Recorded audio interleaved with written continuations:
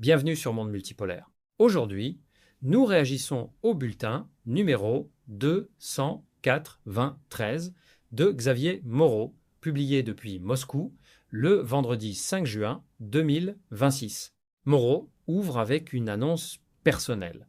Il vient d'être élu président du Conseil consulaire des Français de Russie et de Biélorussie, fort du soutien de 220 compatriotes. Il remercie ceux qui ont tenu bon malgré les sanctions et il use d'une référence aux 300 Spartiates des Thermopyles pour qualifier leur résistance. Mettons une pause ici. Cette comparaison aux Thermopyles est sûrement provocatrice, mais elle renvoie à quelque chose de bien réel dans l'histoire des diasporas confrontées à des pressions étatiques.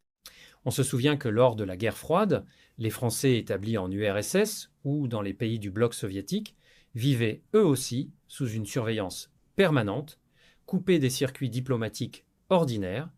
Ce qui est nouveau, en 2026, c'est que des ressortissants français choisissent délibérément de demeurer en Russie en connaissance de cause, au moment même où Paris et Moscou ont rompu la quasi-totalité de leurs liens institutionnels. Ce choix pose une question de fond.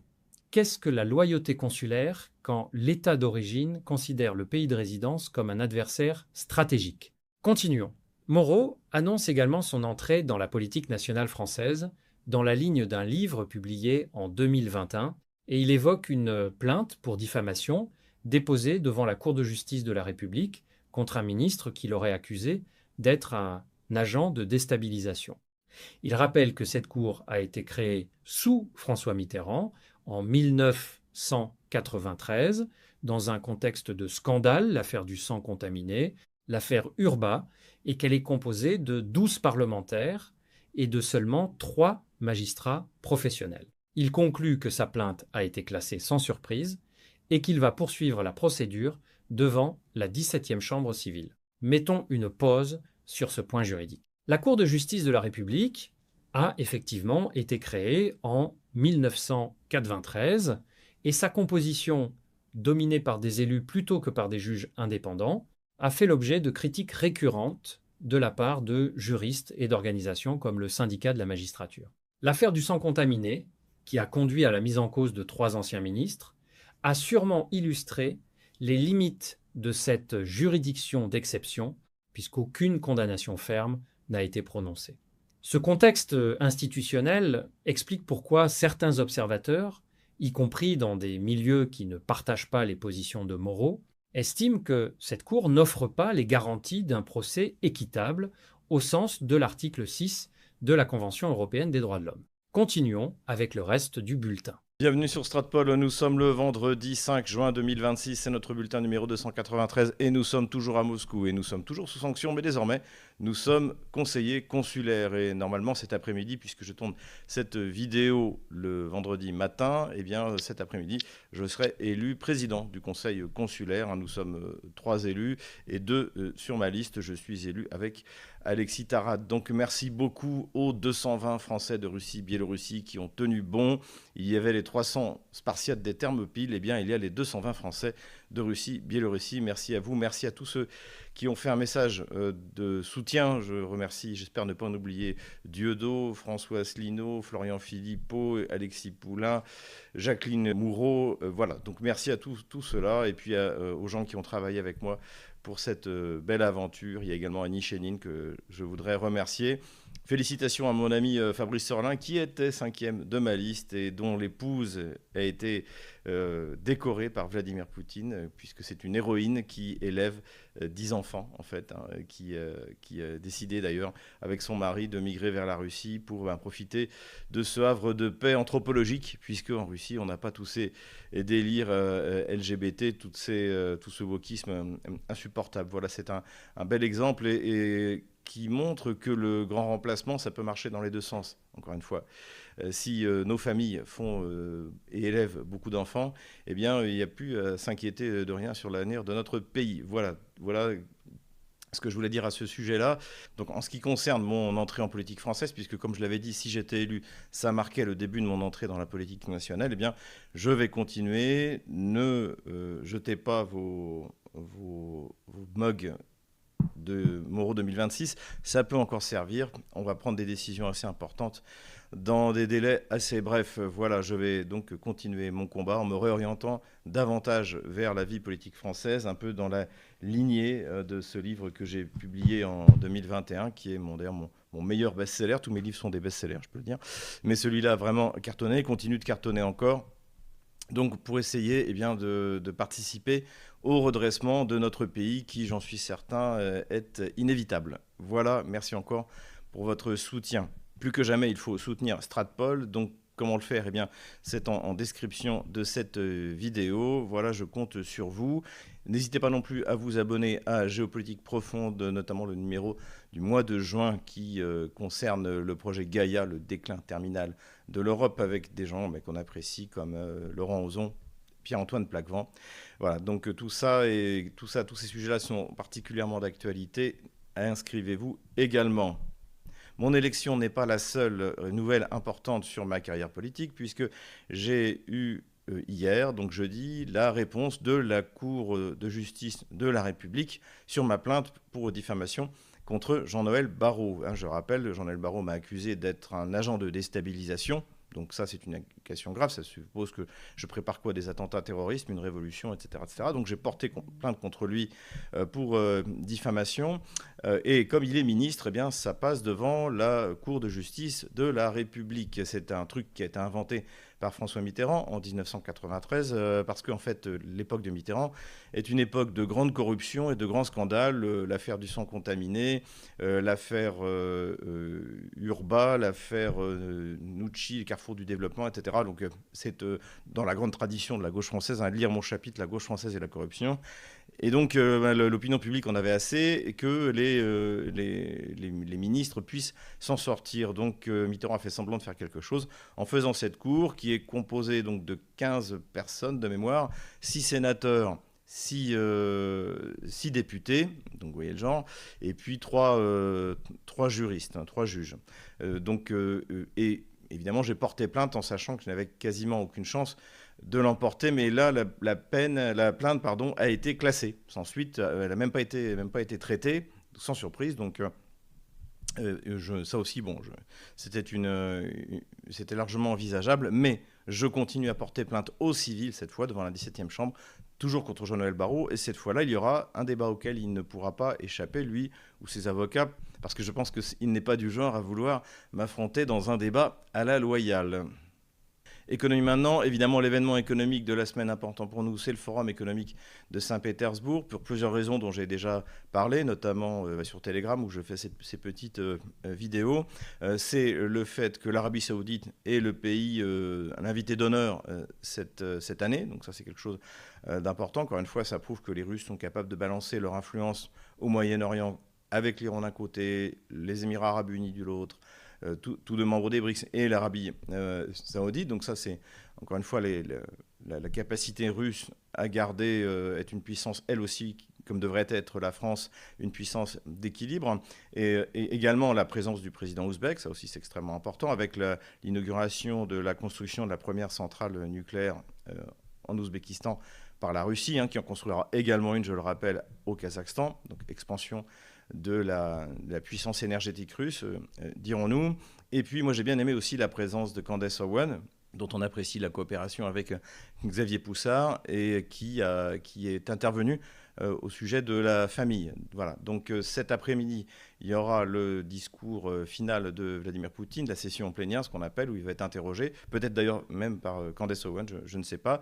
Et donc, je reparlerai plus en détail du Forum économique de Saint-Pétersbourg la semaine prochaine. Candace Owen n'était pas la seule américaine présente au Forum, puisqu'il y avait pour la première fois depuis 2022 une délégation américaine officielle et qu'un accord devrait être signé, si on en croit, de Dmitriev, qui est l'envoyé spécial de Poutine aux États-Unis, Kirill Dmitriev, qui devrait aboutir à la signature d'un accord sur la construction d'un tunnel entre les États-Unis et la Russie. Et oui, en fait, ce sont des pays assez proches géographiquement, mais pour ça, il faut aller voir du côté du détroit de Bering. Dernier point que je voulais aborder rapidement, qui rebondit sur un problème que j'ai déjà évoqué dans mes derniers bulletins, c'est sur la présence de l'Alternative für Deutschland, donc le parti nationaliste allemand, au Forum économique de Saint-Pétersbourg, et notamment de Markus Frohnmayer, qui est le responsable pour l'AfD des questions de relations internationales, des questions diplomatiques, et qui a été vu aux côtés de Dmitriev, dont je viens de parler,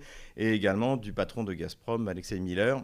Et évidemment, le discours qui a été tenu par Frank Mayer, c'est de dire que si la Alternative für Deutschland arrivait au pouvoir, eh bien, immédiatement, le lien énergétique avec la Russie serait reconstruit. Et des deux côtés, côté russe comme côté allemand, évidemment, on comprend à quel point c'est stratégique. Ce qui est grave, c'est que nous n'avons pas l'équivalent de ça en France. Alors, vous êtes plusieurs à m'avoir reproché, notamment dans mon dernier bulletin, d'avoir dit que Jean-Luc Mélenchon était le seul grand candidat à vouloir sortir de l'OTAN. Mais en fait, je parlais des grands candidats. Et encore une fois, j'apprécie énormément ce que font François Asselineau, ce que font Florian Philippot.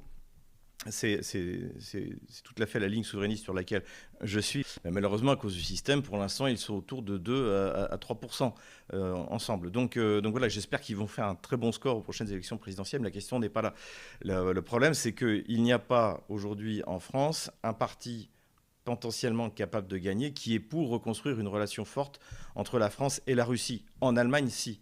Et c'est ça notre difficulté, c'est-à-dire que si l'AfD arrive en coalition au pouvoir, pourquoi pas avec les démocrates chrétiens, l'Europe va se construire autour de la Russie et de l'Allemagne. Et pour nous, c'est terminé. Voilà. Et tout ça parce qu'on est coincé par cette maudite Union européenne. Voilà ce que je voulais dire à ce sujet-là. En tout cas, pour l'économie russe, les choses vont bien. Vladimir Poutine l'a fait remarquer au représentant de l'agence France-Presse qui lui posait une question à ce sujet-là, que l'endettement de la Russie, c'est 15% du PIB, tandis que pour la France, on doit être autour de 115. Donc ça, c'est assez amusant de voir la tête du journaliste, sans doute de gauche français. Et même si l'économie russe connaît de grandes difficultés, encore une fois, ces difficultés sont bien moindres que celles des pays qui lui font la guerre, de manière directe ou indirecte, comme malheureusement le régime d'Emmanuel Macron. Les circonstances actuelles avec la fermeture partielle du détroit d'Ormuz, évidemment, jouent beaucoup pour l'assainissement des finances russes. Et donc, ce que nous avons analysé ces dernières semaines, eh bien, voire ces derniers mois, se confirme dans la presse anglo-saxonne. Reuters, par exemple, confirme qu'au mois de mai de cette année, les recettes liées aux hydrocarbures pour la Russie ont augmenté de 32%. Pourquoi ? Parce qu'en fait, finalement, ce dont on s'aperçoit, c'est que le niveau de ces recettes n'est pas lié aux frappes ukrainiennes, n'est pas lié aux sanctions européennes, puisque aujourd'hui, les sanctions américaines, ça fait bientôt 3 mois qu'elles ont été levées. Elles sont liées tout simplement aux prix mondiaux des hydrocarbures. Si les prix sont bas, la Russie gagne moins d'argent. C'est ce qui s'est passé en 2025. Elle en a gagné moins en 2025 parce que les prix du pétrole ont baissé par rapport à 2024. Et cette année, elle va gagner beaucoup d'argent parce que les prix du pétrole sont élevés, notamment à cause ou grâce à la guerre israélo-américaine contre l'Iran.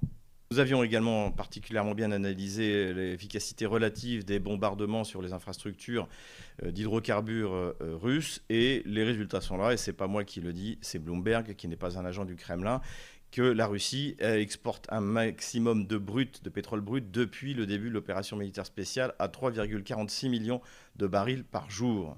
Comme toujours, Bloomberg fournit un certain nombre de tableaux assez intéressants, notamment celui-là où on voit par où la Russie exporte précisément son brut. Et on voit par exemple que la semaine dernière, les ports de la Baltique ont joué un rôle extrêmement important, mais également le port du Pacifique. Encore une fois, la Russie exporte des deux côtés. Donc ça va être très très dur de faire un blocus autour de la Russie. La situation pour les prix du pétrole pour les acheteurs devrait continuer à s'aggraver, puisque la semaine dernière, selon toujours le Financial Times, les réserves américaines ont atteint un plus bas depuis 2004. D'après les analyses que j'ai écoutées, le mois de juin en fait, pourrait être celui où les réserves américaines sont épuisées et où là, le prix du baril peut atteindre $200. Malgré cette situation proche de la catastrophe, Emmanuel Macron a lancé un nouvel acte de piraterie en eau internationale, donc de manière complètement illégale, pour saisir un bateau dit de la flotte fantôme. Donc je rappelle déjà que la notion de flotte fantôme, ça n'existe pas. Tous les grands opérateurs maritimes comme CGA, CGM fonctionnent avec des pavillons de complaisance, et on n'a pas le droit d'arraisonner un bateau au large, à moins qu'il représente un danger pour la sécurité. Ça a été le prétexte qui avait été pris d'ailleurs par le régime d'Emmanuel Macron. Donc là, évidemment, acte de piraterie. Tout ce que ça fait, en fait, c'est que ça affole encore davantage les marchés. Alors, comme j'explique, on est au bord d'une catastrophe économique pour les acheteurs de pétrole, pas pour les exportateurs. Et évidemment, Emmanuel Macron, pour faire le malin, sans doute aussi parce qu'il est vexé que les Russes aient invité Candace Owen au Forum économique de Saint-Pétersbourg, a pris cette décision stupide qui n'aura aucun impact. De toute manière, aucune flotte européenne n'a les moyens d'arraisonner tous les tankers russes. Et puis, ça peut même peut-être mal finir. Alors évidemment, côté russe, il y a une loi qui est passée qui autorise les transporteurs à demander l'assistance de la marine russe. Je pense qu'à terme, on aura des gardiens armés sur les bateaux russes, exactement ce qui s'est passé contre les pirates au large de la Somalie. Donc on a mis des gardiens armés et bien armés pour empêcher les assauts sur les bateaux. On pourra avoir donc encore une fois des escortes de la marine russe. Et tout ça peut mener à un clash. Et malheureusement, le régime d'Emmanuel Macron se comporte aujourd'hui comme des pirates somaliens. C'est exactement la même chose. Ça marque aussi, encore une fois, comme le régime est ruiné, il est incapable de tenir face à une puissance comme la Russie. Et donc, on bascule vers le terrorisme et vers la piraterie. C'est un signe de tiers-mondisation de notre malheureux pays.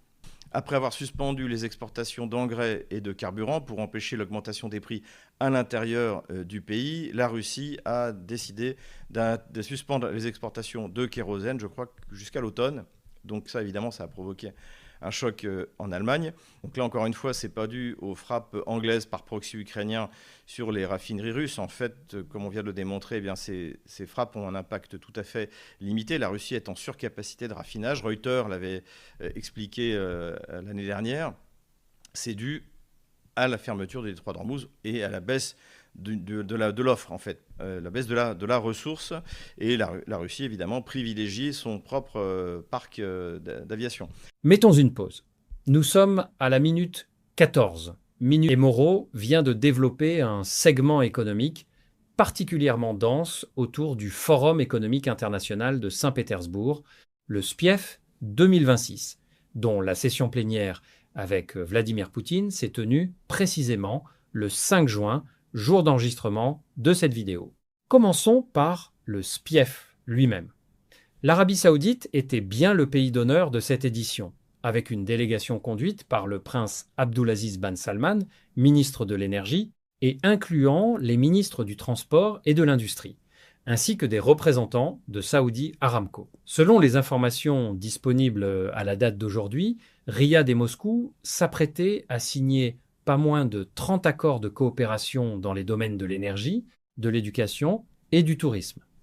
Ce chiffre est éloquent. Il faut rappeler que l'Arabie Saoudite est membre de l'OPEP, plus aux côtés de la Russie, mais aussi membre des BRICS depuis leur élargissement de 2024. Cette double appartenance illustre précisément ce que Moreau appelle la capacité russe à être une puissance d'équilibre, ce qui signifie une puissance capable de maintenir des relations simultanées avec des acteurs que l'Occident voudrait opposer. On pense ici au concept formulé par Zbigniew Brzezinski dans son ouvrage Le Grand Échiquier de 1997, où il identifiait la maîtrise du pivot eurasiatique comme la clé de la domination globale. La Russie, en accueillant simultanément l'Arabie Saoudite, les Émirats Arabes Unis et l'Ouzbékistan au SPIEF, démontre qu'elle occupe précisément ce pivot.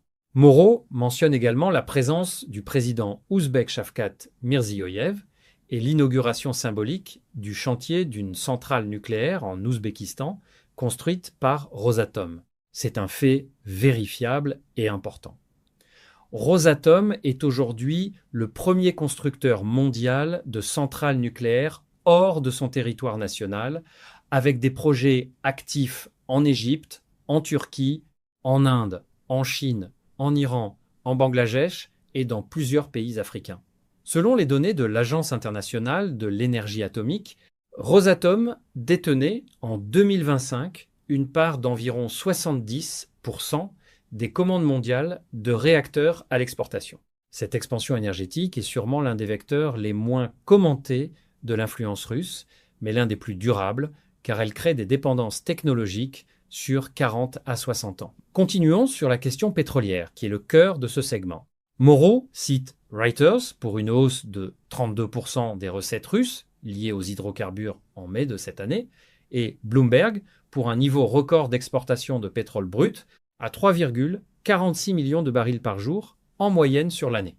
Ce sont des données que nous pouvons confirmer par des sources indépendantes. Selon Bloomberg, qui a publié ces chiffres le 2 juin 2026, les exportations russes de brut ont atteint 3,64 millions de barils par jour sur les 4 semaines se terminant le 30 et 1 mai, ce qui signifie le niveau le plus élevé depuis le début du conflit ukrainien en 2022. La valeur hebdomadaire de ces exportations atteignait environ 2,2 à 4 milliards de dollars. Les principaux ports d'exportation sont ceux de la Baltique comme Primorsk et Ust-Luga, mais aussi les terminaux du Pacifique comme Kosmino qui alimentent la Chine, l'Inde, le Japon et les Philippines. Mettons une pause sur un point important que Moreau soulève et qui mérite d'être nuancé. Il affirme que les frappes ukrainiennes sur les raffineries russes ont finalement eu un impact tout à fait limité. C'est partiellement exact et partiellement plus complexe. Bloomberg et le Carnegie Russia Eurasia Center indiquent en effet que les frappes ukrainiennes ont réduit les capacités de raffinage et que c'est précisément cette réduction qui a poussé la Russie à exporter davantage de brut non raffiné, puisqu'elle ne peut plus le transformer sur place, ce qui signifie que la hausse des exportations de brut est en partie une conséquence des frappes elles-mêmes, et non pas seulement la preuve de leur inefficacité. L'analyste Sergei Vakulenko du Carnegie Center avertit que si de nouvelles capacités de raffinage sont détruites, le risque de pénurie de carburant en Russie augmentera significativement. Il faut donc garder cette nuance en tête, sans nier le fait central que les recettes russes sont bien en hausse grâce à la montée des prix mondiaux. Cette montée des prix est elle-même directement liée à la quasi-fermeture du détroit d'Ormuz dans le contexte du conflit israélo-américain contre l'Iran. Selon Bloomberg, la quasi-fermeture du détroit a piégé environ 12 millions de barils par jour d'exportation moyen-orientale dans le Golfe Persique, créant une pénurie structurelle sur les marchés mondiaux. C'est dans ce contexte que le pétrole russe est devenu une alternative recherchée, notamment par les acheteurs asiatiques. Continuons. Moreau évoque également la saisie par la France d'un tanker dit de la flotte fantôme, qu'il qualifie d'acte de piraterie. Rappelons que la notion juridique de flotte fantôme désigne des navires qui contournent les sanctions en changeant de pavillon, de propriétaire apparent ou de destination déclarée. Or, comme Moreau le note, l'usage de pavillons de complaisance est une pratique généralisée dans le transport maritime mondial, y compris pour des opérateurs parfaitement légaux. Le droit international de la mer, codifié dans la Convention de Montego Bay de 1982, autorise l'arraisonnement d'un navire en haute mer seulement dans des cas très précis, piraterie, trafic d'esclaves, absence de nationalité ou accord bilatéral. L'Union européenne s'est appuyée sur des régimes de sanctions spécifiques pour justifier ces saisies, mais plusieurs juristes de droit maritime ont exprimé des réserves sur la solidité de cette base légale. Ce point est sûrement l'un des plus sensibles juridiquement de l'actualité maritime européenne. Enfin, Moreau mentionne la présence de Candace Owen au SPIEF et d'une première délégation américaine officielle depuis 2022, avec un accord potentiel sur un tunnel Trans-Bering. Cette délégation, conduite par l'envoyé spécial Kirill Dmitriev, marque effectivement un dégel partiel des contacts économiques russo-américains dans le contexte de l'administration Trump, qui a levé une partie des sanctions sur les hydrocarbures russes il y a environ 3 mois. Bien sur les questions économiques, je ne résiste pas à une petite balterie, une blague de nos amis baltes, puisque le nouveau Premier ministre et le ministre des Affaires étrangères lettonien, donc M. Kulsbergs, a annoncé que la Lettonie devait mettre en place des systèmes pour fermer son commerce avec la Russie. Donc on imagine l'impact sur l'économie russe de ne plus avoir comme partenaire commercial la Lettonie. C'est tout simplement effrayant. Blague à part, ce qui a détruit l'économie lettonienne, ce qui a contribué à la détruire, en dehors du fait qu'elle soit rentrée dans l'Union européenne, c'est aussi les sanctions qui ont été mises contre la Biélorussie, puisque désormais tout le flux d'exportation de ce que produit la Biélorussie passe par les ports russes de la Baltique, alors qu'avant ça passait par les ports baltes. Mais voilà, c'est percuter le réel, encore une fois, c'est ce que c'est faire de mieux l'Union européenne.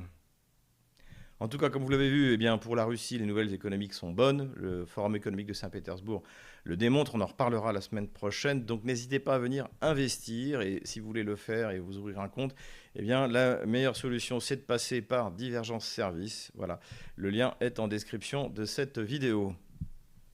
Politico-diplomatique maintenant, et tandis que Emmanuel Macron joue aux pirates, eh bien, Bloomberg nous apprend que l'Allemagne, l'Angleterre et la France sont en train de mettre en place un plan pour négocier avec la Russie. Donc, comme l'a rappelé d'ailleurs Vladimir Poutine dans la conférence de presse qu'il a tenue hier, donc on était hier soir, jeudi, eh bien, devant les journalistes internationaux, pour être médiateur, il faut être neutre. Or, bien sûr, la France, l'Angleterre, l'Allemagne ne sont pas neutres.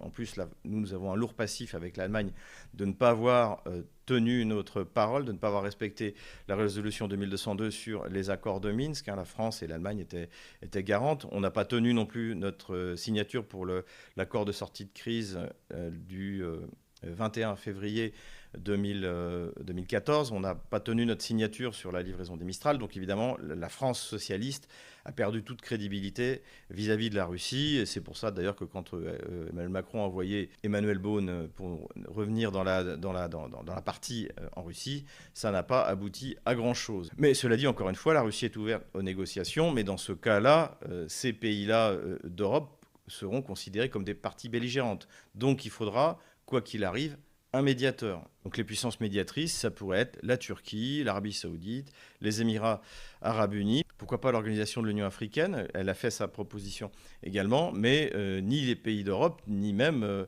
les États-Unis. Washington a organisé les deux Maïdan, celui de 2004, celui de 2014, et puis a empêché Zelensky de signer le traité en 2022. Donc, encore une fois, ce ne sont pas des pays neutres qui peuvent être des médiateurs. L'autre information très intéressante qui est publiée par Bloomberg, c'est qu'il est question de mettre fin au conflit avant cet hiver. Ce qui rejoindrait d'ailleurs mon pronostic de 2025, c'est-à-dire qu'on pourrait arriver cette année au moins à une cessation des combats, pas forcément un traité définitif, mais à une cessation des combats. Et c'est en plus ce qu'on entend dans la bouche de Zelensky et dans son chef de cabinet, Boudanov, en disant qu'il faudrait trouver une solution avant cet hiver. Effectivement, l'hiver précédent a été extrêmement dur pour l'Ukraine, et celui qui s'annonce sera encore pire, puisque la Russie est en pleine montée en puissance, et en plus elle avance sur le terrain, comme on va le voir une fois de plus sur la carte des opérations militaires. À suivre donc. Pour confirmer ce que je viens de dire, que les États-Unis ne sont pas un pays médiateur ou un pays neutre dans le cas du conflit ukrainien, eh bien, Marco Rubio a déclaré, elle a dit tout de go, en expliquant que non, évidemment, que les États-Unis soutiennent l'Ukraine puisqu'ils livrent des armes et qu'ils mettent des sanctions contre la Russie et non pas contre l'Ukraine, même si, encore une fois, les sanctions sur les hydrocarbures ont été levées depuis 3 mois.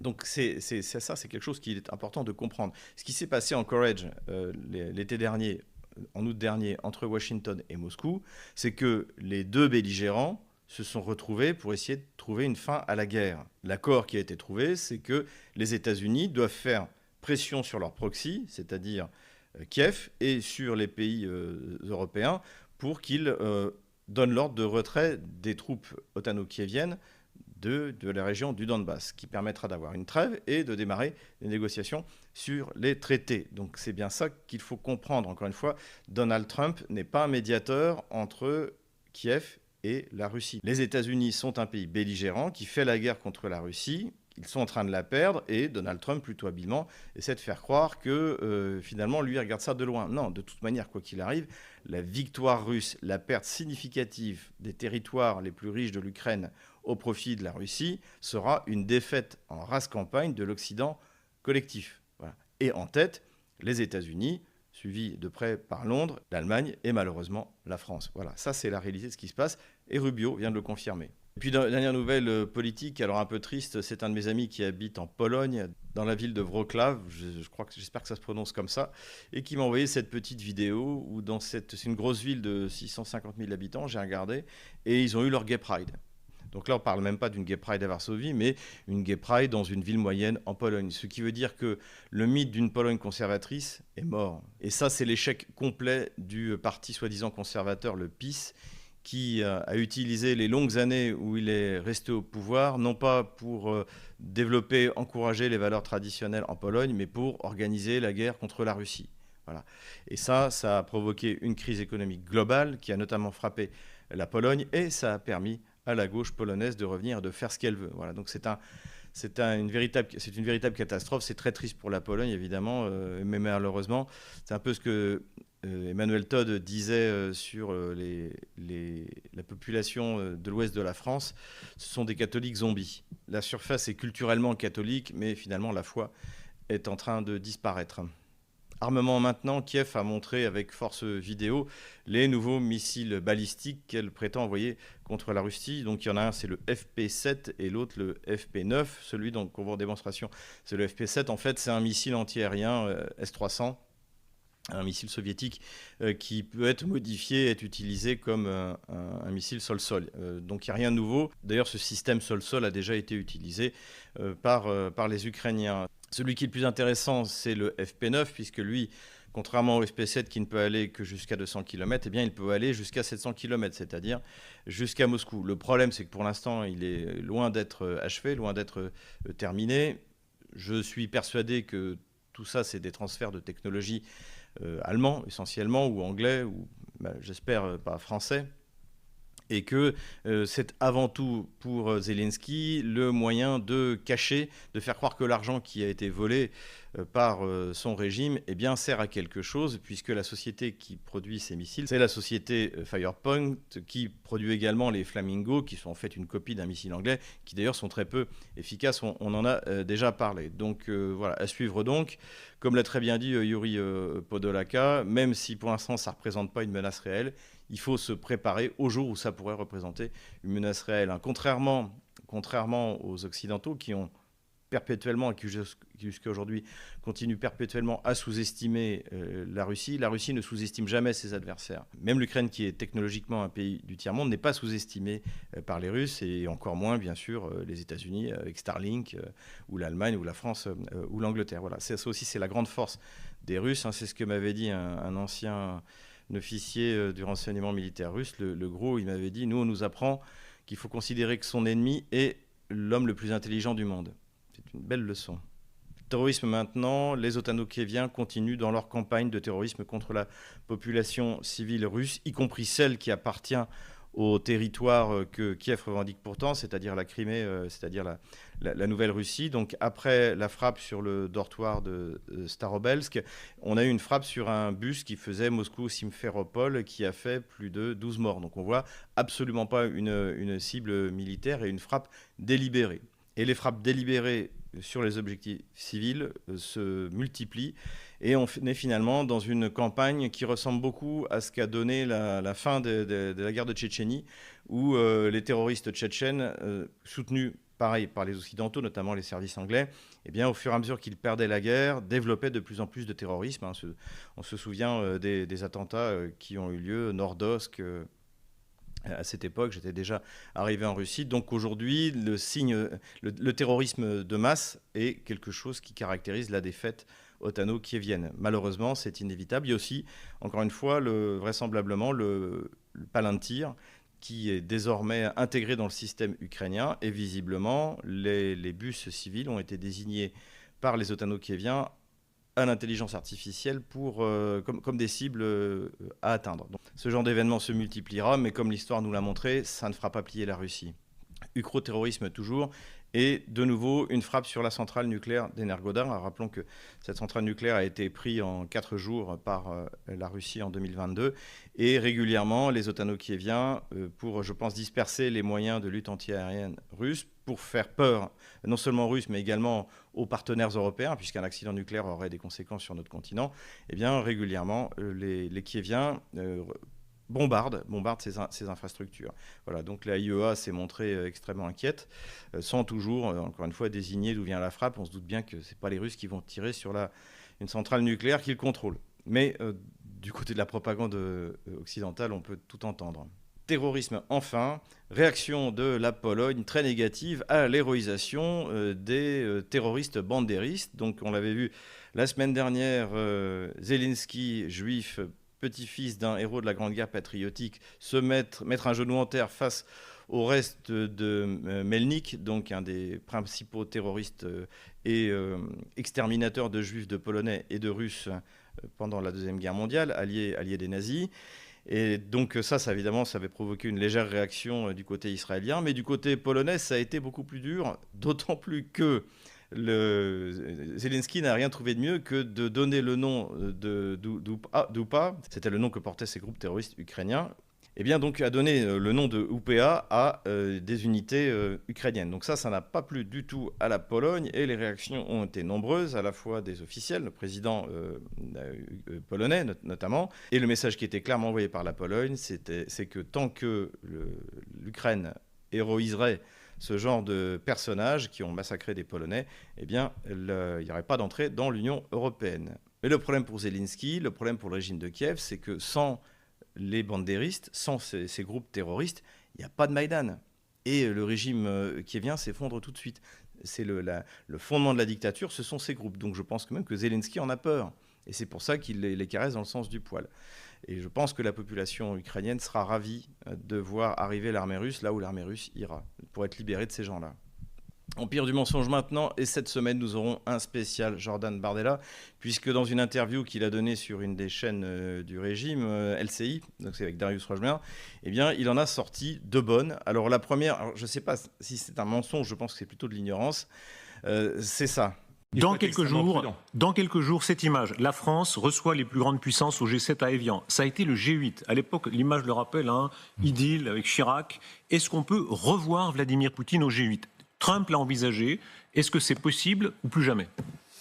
C'est le président Poutine, de mémoire, qui a fait le choix de se retirer du G8 il y a de cela plusieurs années. Alors pour la petite histoire, effectivement, la Russie est entrée dans le G8. C'était lors du premier mandat de Vladimir Poutine, si je me souviens bien, au début des années 2000. Et la première tentative de l'en faire sortir, c'était au moment de la guerre des 5 jours, donc quand la Géorgie a voulu organiser l'épuration ethnique de l'Ossétie et ensuite, évidemment, de l'Abkhazie. Donc ça a raté. Et à l'époque, c'était John McCain qui avait exigé que la Russie sorte du G8. Mais finalement, les 7 autres pays avaient décidé de l'y laisser.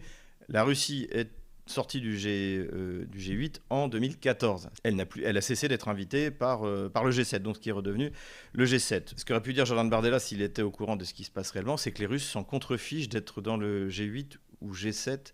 Voilà, c'est d'ailleurs la position officielle qui a été répétée encore dernièrement par Sergei Lavrov, le ministre des Affaires étrangères, qui a dit nous, ce qui compte, c'est le G20.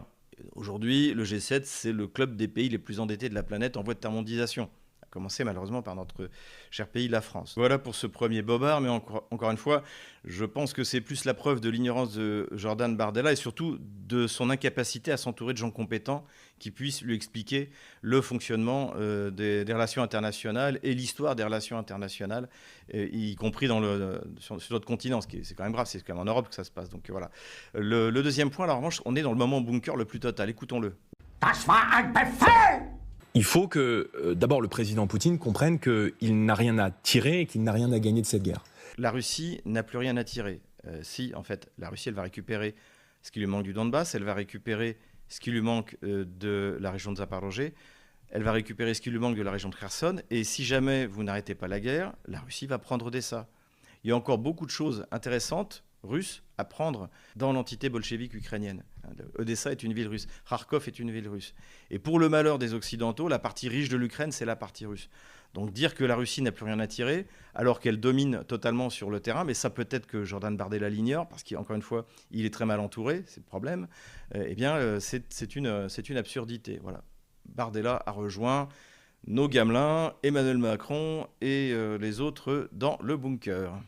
Et nous revoilà sur la carte des opérations militaires. Alors, il y a eu des frappes dans la profondeur des deux côtés. Je vais surtout parler de celle de Kiev, puisque du côté russe, finalement, c'est un peu les mêmes objectifs que d'habitude. Donc, les otano-kieviens ont frappé sur la Crimée, notamment sur les lignes logistiques, provoquant une crise des approvisionnements en carburant pour les civils. Il y a également, au moment où je tourne cette carte militaire, des frappes sur des navires céréaliers qui auraient provoqué la mort de 4 ou 5 ressortissants azéris. Mais la frappe la plus spectaculaire, ça a été à Saint-Pétersbourg, donc le 3 juin, le jour de l'ouverture du Forum économique, comme d'habitude, des frappes beaucoup plus symboliques que réellement efficaces. On va maintenant sur la ligne de front, en commençant par le nord, et on voit que sur le front de Kharkov, le front nord de Kharkov, les Russes continuent d'avancer, se sont emparés de la localité de Karaïchno, ici, également de la localité de Boudarki, ici. Donc là, on est toujours sur la même perspective, la constitution d'une base d'assaut le long de cette rivière. En fait, c'est une rivière ici. Donc de ce côté-là, les Russes avancent, même si ce n'est pas pour l'instant une destination prioritaire. On descend plus au sud, du côté de Kupiansk, les Russes sont en train de prendre le dessus, mais je ne vais pas rentrer dans le détail quartier par quartier. Ici, les combats continuent, mais la situation est stable. Les combats continuent autour de Liman. Les Russes avancent, mais pour l'instant, pas de preuve qu'ils contrôlent à 85% la ville, comme l'a dit le général Gerasimov la semaine dernière. Plus au sud, face à Slaviansk, là, les choses ont bien bougé en faveur des Russes qui continuent à avancer à l'intérieur de Rai Alexandrovka, la dernière grosse localité avant d'arriver face à Slaviansk, et qui également arrive par le sud. Les Russes ont franchi le canal de Donetsk-Donbass et se sont emparés de la localité de Tikhonovka ici et sont en train de s'emparer de celle de Malinovka à cet endroit-là. Plus au sud, là, les Russes sont en train de terminer la prise de Konstantinovka avec pas mal d'unités otano-kieviennes coincées à l'intérieur, comme d'habitude, ou glédarisation de la localité. L'ordre de retrait aura été donné trop tard, donc des prisonniers et des morts pour rien, mais ça, c'est comme ça depuis le début. Plus au sud, là aussi, les Russes ont bien avancé et se sont emparés de la localité de Novopidorovnoe, ici. Voilà, donc on est rentré à l'intérieur de la région de Dnepropetrovsk par cet endroit-là, et ce qui va permettre aussi d'avancer vers le nord de Novopavlovka où les combats font rage. Ce serait la première grosse localité dans la région de Dnepropetrovsk dont les Russes s'empareraient. Plus au sud, les Russes se sont emparés de la localité de Lisnoye, ici. Et donc on voit sont en train de nettoyer complètement la fausse contre-attaque finalement de mars-avril des otano-kieviens à cet endroit-là. En fait, ici aussi, là, de nombreux groupes ont été isolés. Ukrainiens qui y avaient pénétré ont été isolés, sont en train d'être liquidés. Sur le front de Zaporozhye, donc le ministère de la Défense russe a confirmé la prise de Goulia-Polskoye ici et donc continue à avancer pour préparer l'encerclement opératif de Orekhovo. La présence russe dans la partie sud de la ville n'est pas confirmée. On avait mis ça la semaine dernière, mais ce n'est pas confirmé. Sur la partie ouest, donc là, la ligne de front n'a pas bougé. Les Russes sont en train en fait, de contre-attaquer la contre-attaque otano-kievienne. Et donc, visiblement, les forces qui ont été mises par Kiev pour cette contre-offensive se sont arrêtées là et ont été liquidées par la Russie qui a décidé maintenant à son tour de contre-attaquer. Donc petit à petit, la campagne de printemps se prolonge et surtout, c'est la préparation de la campagne d'été qui est en cours. Voilà, j'enlève la ligne de front de la semaine dernière. Voilà où nous en sommes le vendredi 5 juin 2026.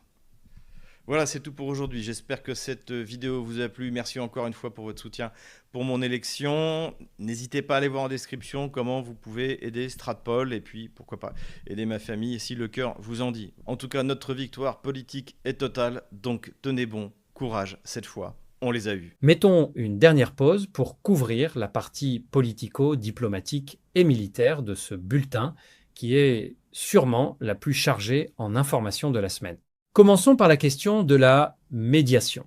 Moreau souligne, et c'est un point factuel confirmé par Bloomberg le 4 juin 2026, que l'Allemagne, la France et le Royaume-Uni travaillent avec Kiev à un plan pour impliquer la Russie dans des négociations de paix avant l'hiver. L'objectif annoncé est d'aboutir à une cessation des hostilités avant la saison froide. Moreau réagit en rappelant que ces trois pays ne peuvent pas être des médiateurs neutres, puisqu'ils sont parties belligérantes par leur livraison d'armes et leur soutien financier à l'Ukraine. C'est une position qui n'est pas déraisonnable d'un point de vue strictement juridique. Vladimir Poutine lui-même l'a répété devant les journalistes internationaux le 4 juin, en conditionnant toute négociation à la participation de médiateurs véritablement neutres.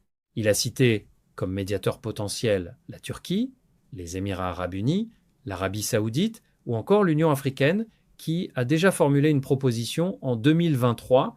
Mettons une pause sur la question des précédents diplomatiques que Moreau évoque.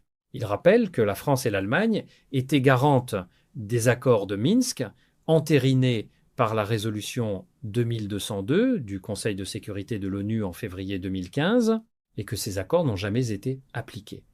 Ce point est historiquement établi. Ce qui est plus discuté, c'est l'interprétation des responsabilités. L'ancienne chancelière Angela Merkel avait déclaré en décembre 2022 que les accords de Minsk avaient sûrement servi à donner du temps à l'Ukraine pour se réarmer. Côté russe, cette déclaration a été reçue comme une confirmation que les accords avaient été négociés de mauvaise foi. Côté occidental, certains analystes estiment que Merkel a surtout voulu souligner la valeur stratégique d'un cessez-le-feu temporaire, non qu'elle ait délibérément trompé Moscou. Ce débat reste ouvert, mais il explique pourquoi la confiance entre Moscou et les capitales européennes est aujourd'hui proche de zéro. Continuons sur Marco Rubio, que Moreau cite pour confirmer que les États-Unis ne sont pas un médiateur neutre. Effectivement, le secrétaire d'État américain a réaffirmé que Washington soutient l'Ukraine par des livraisons d'armes tout en maintenant des sanctions contre la Russie, même si ces sanctions ont été partiellement assouplies sur les hydrocarbures depuis environ 3 mois. Moreau décrit les négociations de Corrège de l'été 2025 comme un accord implicite entre Washington et Moscou pour que les États-Unis fassent pression sur Kiev en échange d'une sortie de guerre progressive. C'est une interprétation qui circule dans certains milieux analytiques et nous vous invitons à suivre son évolution avec prudence car les détails de ces négociations ne sont pas tous publiquement vérifiables à ce stade. Mettons une pause sur la situation militaire que Moreau détaille avec sa carte, ce qu'il décrit avancée russe sur le front de Kharkov, progression sur l'axe Slaviansk, prise progressive de Konstantinovka, entrée dans la région de Dnepropetrovsk et cohérent avec les rapports du Institute for the Study of War qui suit quotidiennement la ligne de contact. Ce qui est certain, c'est que la Russie continue d'avancer lentement mais régulièrement depuis plusieurs mois, sans que l'Ukraine soit parvenue à stabiliser durablement la ligne de front malgré les contre-offensives de printemps. Continuons sur la question des frappes qualifiées de terroristes par Moreau. Il mentionne une frappe sur un bus civil sur l'axe Moscou-Simferopol, faisant plus de 12 morts, et des tirs réguliers sur la centrale nucléaire de Zaporijia, confirmée par l'Agence internationale de l'énergie atomique, qui a exprimé une inquiétude croissante sans désigner officiellement l'auteur des tirs. Moreau établit un parallèle avec les attentats tchétchènes de la fin des années 90 et du début des années 2 à 1000, notamment la prise d'otage de Beslan en 2004 et l'attentat du théâtre Dubrovka de Moscou en 2002, en disant que le terrorisme croît à mesure que la défaite militaire s'approfondit. Ce parallèle a une logique historique. Les études sur les conflits asymétriques montrent effectivement que les acteurs en position de recul militaire tendent à recourir davantage à des modes d'action indiscriminés. Cependant, il faut souligner que l'Ukraine et ses soutiens occidentaux rejettent la qualification de terrorisme pour des frappes qui, selon Kiev, visent des infrastructures logistiques militaires russes. Le débat sur la distinction entre cibles militaires et cibles civiles est ici fondamental, et il appartient aux juristes du droit international humanitaire de le trancher, non aux belligérants eux-mêmes. Mettons une pause sur l'épisode ukraino-polonais concernant l'héroïsation de Stepan Bandera et de l'UPA que Moreau aborde. C'est un sujet historiquement sensible et factuellement documenté. L'UNUPA, l'Organisation des nationalistes ukrainiens et l'armée insurgée ukrainienne, ont été impliqués dans des massacres de populations polonaises en Volhynie et en Galicie orientale entre 1943 et 1945, faisant, selon les estimations polonaises, entre 101 000 et 120 000 victimes. La Pologne a officiellement reconnu ces événements comme un génocide en 2016.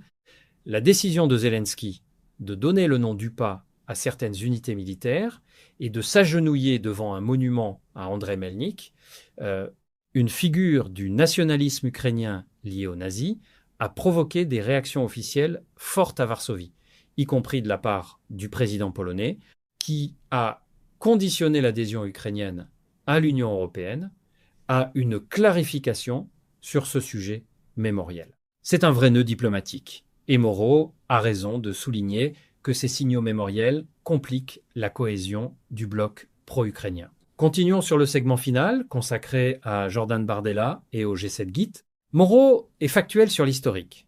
La Russie a été intégrée au GUIT lors du sommet de Denver en 1997, sous la présidence de Boris Eltsine. Elle en a été exclue en 2014 après l'annexion de la Crimée, et non à sa propre initiative, comme Bardella semble l'avoir suggéré.